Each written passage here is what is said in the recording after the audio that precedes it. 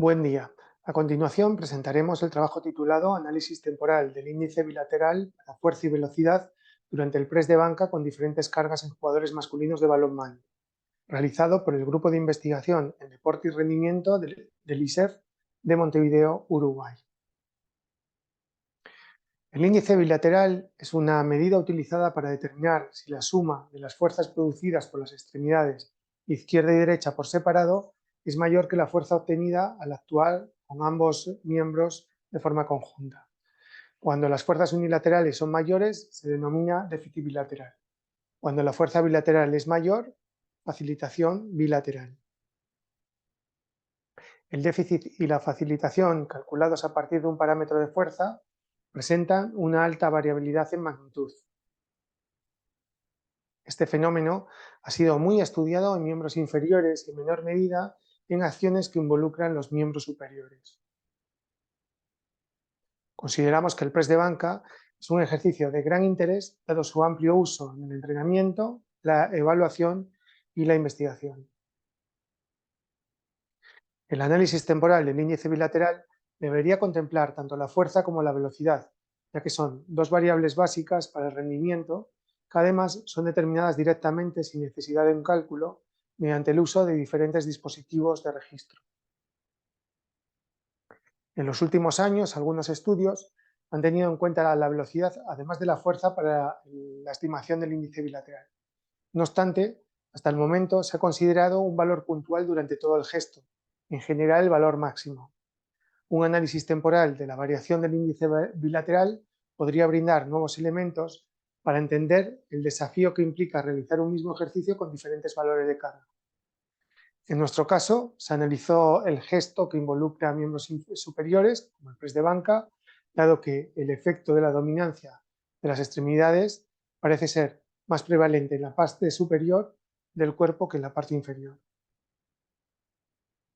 En base a estudios previos en los que se analizan las acciones musculares durante el press de banca y considerando aspectos básicos sobre la forma de regulación de la fuerza y la velocidad durante la contracción muscular, nuestro objetivo de investigación fue analizar temporalmente el índice bilateral durante el empuje en el ejercicio de press banca para identificar periodos de facilitación y déficit bilateral según la cara. En este caso, planteamos la hipótesis de que durante el transcurso del empuje se pueden identificar periodos de facilitación y déficit que dependen de la carga con la que se realiza el ejercicio.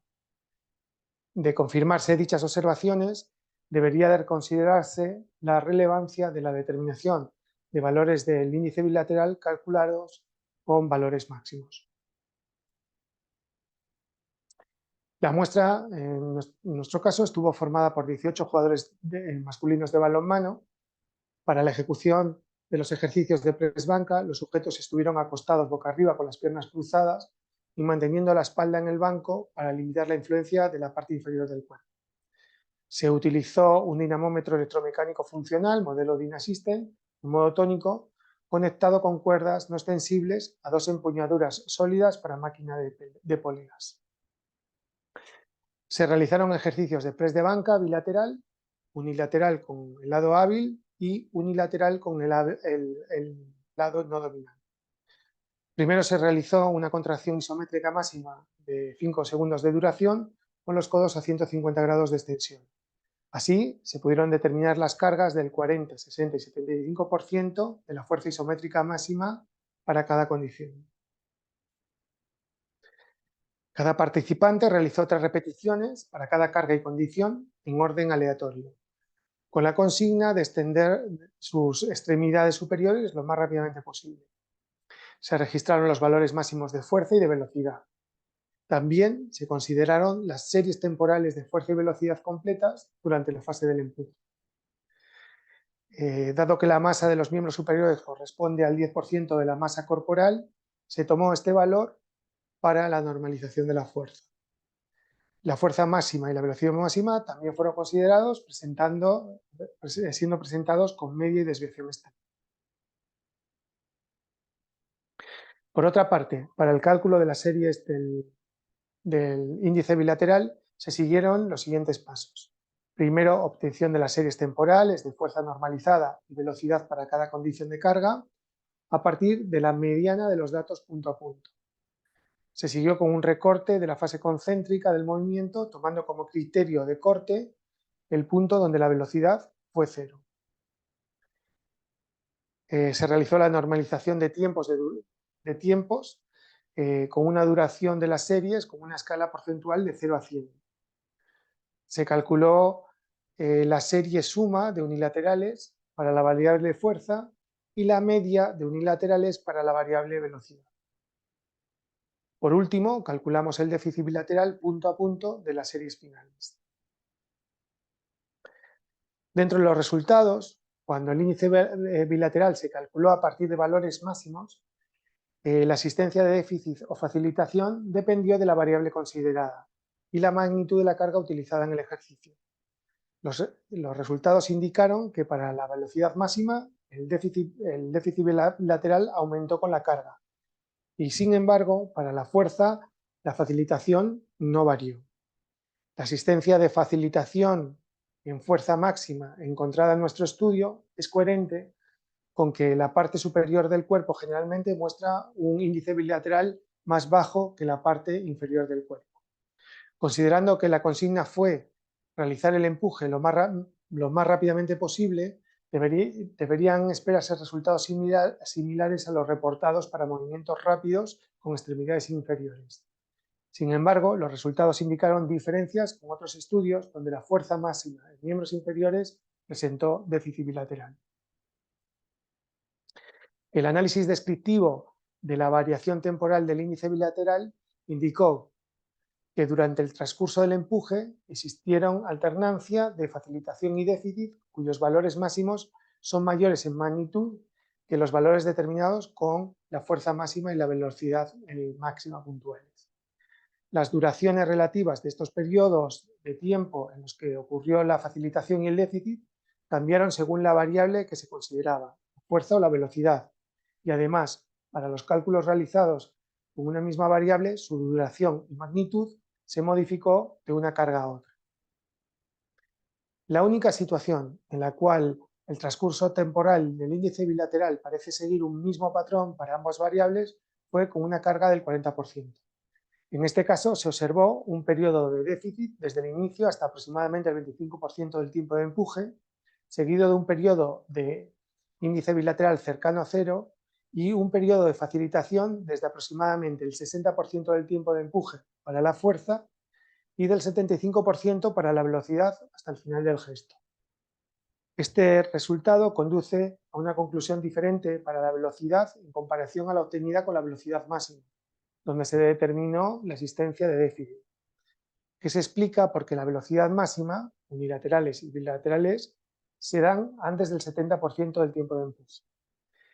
Es de destacar que con la carga más baja se observó un periodo de 35%, de un 35% de tiempo de empuje con un índice bilateral aproximadamente cercano a cero. Con el 60% de la carga, la fuerza mostró un periodo de déficit hasta aproximadamente el 20% del empuje y luego facilitación. No obstante, hay que observar que entre el 20% y el 70% los valores de facilitación fueron relativamente bajos, por lo que en futuros estudios tal vez se muestre la misma secuencia de periodos para la fuerza observada en la carga de 40%.